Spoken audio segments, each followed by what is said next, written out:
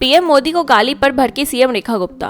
प्रधानमंत्री नरेंद्र मोदी को गाली देने पर दिल्ली की सीएम रेखा गुप्ता ने कांग्रेस और आरजेडी पर तीखा हमला बोला। उन्होंने कहा कि इस तरह की भाषा खराब परवरिश और माँ सब चाहे धरती माँ हो, भारत माँ या जननी के प्रति सम्मान की कमी दर्शाती है। गुप्ता ने इसे राजनीतिक विरोधी नहीं बल्कि संस्कारों का पतन बताया और कांग्रेस आरजेडी पर देश की गरिमा को ठेस पहुंचाने का आरोप लगाया। ट्रंप के तंज पर ऑस्ट्रेलिया का जवाब, भारत अवसरों से भरा देश। अमेरिकी राष्ट्रपति डोनाल्ड ट्रंप के डेड इकोनॉमी वाले बयान पर ऑस्ट्रेलिया ने भारत का समर्थन किया है। ऑस्ट्रेलिया के व्यापार मंत्री डॉन फरेल ने कहा कि भारत अपार संभावनाओं वाला देश है और उनका देश भारत के साथ व्यापार बढ़ाने का इच्छुक है। उन्होंने अमेरिका द्वारा भारत पर लगाए गए टैरिफ का विरोध करते हुए साफ किया कि कैनबरा भारत की अर्थव्यवस्था को अवसरों से भी भरी और मजबूत मानता है।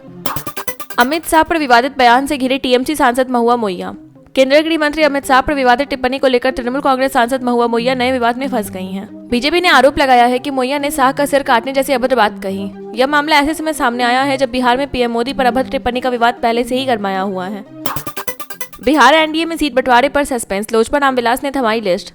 बिहार विधानसभा चुनाव 2025 से पहले एनडीए में सीट बंटवारे को लेकर स्थिति साफ नहीं है। लोजपा रामविलास की सांसद और बिहार प्रभारी अरुण भारती ने कहा कि पार्टी ने अपनी सीटों की लिस्ट बीजेपी को सौंप दी है, लेकिन अब तक बंटवारा तय नहीं हुआ। उन्होंने बताया कि आपसी सहमति बनने के बाद ही औपचारिक घोषणा होगी। साथ ही एनडीए में सीट बंटवारे पर चल रहे अटकलों को भी खारिज कर दिया। कपास आयात पर टैक्स छूट का विरोध, आरएसएस से जुड़े किसान संगठन ने जताई नाराजगी। राष्ट्रीय स्वयंसेवक संघ से जुड़े भारतीय किसान संघ ने कपास आयात पर 31 दिसंबर तक टैक्स छूट बढ़ने के फैसले का विरोध किया है। संगठन का कहना है कि इससे घरेलू किसानों को नुकसान होगा और देश की निर्भरता आयात पर बढ़ जाएगी। इस संबंध में किसान संघ ने वित्त मंत्री निर्मला सीतारमण को पत्र लिखकर मांग की है कि फैसले को वापस लिया जाए। किसान संघ ने बताया कि भारत में सालाना 320 लाख बैल्स कपास का उत्पादन होता है, जबकि घरेलू मांग 391 लाख बैल्स की है। गोपालगंज में पहुंची राहुल तेजस्वी की वोटर अधिकार यात्रा, शाम को रोड शो।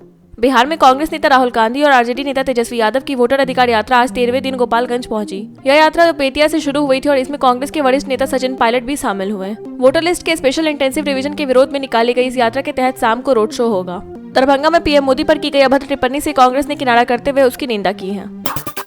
राम सेतु को राष्ट्रीय धरोहर घोषित करने पर सुप्रीम कोर्ट ने केंद्र से मांगा जवाब। पूर्व राज्यसभा सांसद सुब्रमण्यम स्वामी की याचिका पर सुप्रीम कोर्ट ने केंद्र सरकार को नोटिस जारी किया है। याचिका में मांग की गई है कि राम सेतु को जल्द राष्ट्रीय धरोहर घोषित किया जाए। सुप्रीम कोर्ट की जस्टिस विक्रम नाथ और जस्टिस संदीप मेहता की पीठ ने मामले पर सुनवाई के लिए सहमति दी है। राम सेतु पम्बन द्वीप और श्रीलंका के मन्नार द्वीप के बीच चूना पत्थर की श्रृंखला है। इस पर अगली सुनवाई 4 सप्ताह बाद होगी।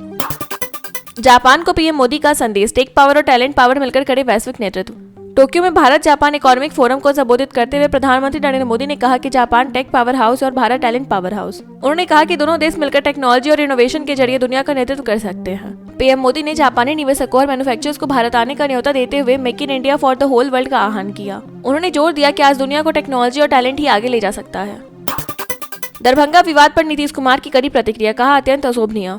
दरभंगा में कांग्रेस राजद के मन से प्रधानमंत्री नरेंद्र मोदी को गाली देने के मामले पर बिहार के मुख्यमंत्री नीतीश कुमार ने इसे अत्यंत अशोभनीय करार दिया। उन्होंने सोशल मीडिया पर पोस्ट कर इस घटना की कड़ी निंदा की और गहरी नाराजगी जताई। मामला राहुल गांधी और तेजस्वी यादव की वोटर अधिकार यात्रा के दौरान का है।